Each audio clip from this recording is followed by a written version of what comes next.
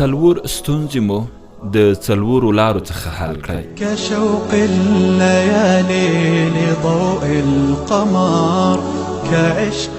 لومړی کله چې د شهوتونو په مینه اخته شوئ نو حل لاره دا ده چې د خپلو لمونځونو په اړه فکر وکړئ.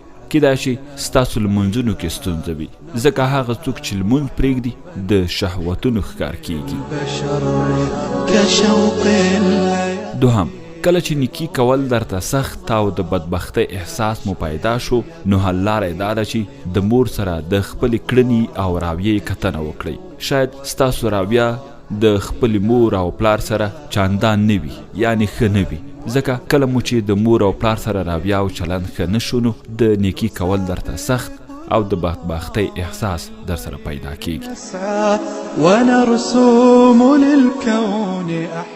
دریم، کله چې د غم او د زړه تنګوالي احساس وکړئ حل لاره یې دا ده چې د قرآن سره د رابطې په اړه فکر وکړئ، ځکه د چا رابطه چې له خدای سره او د خدای له قرآن سره ختمه یا قطع شي هغه بیا د زړه د تنګون او د خفګان احساس کوي.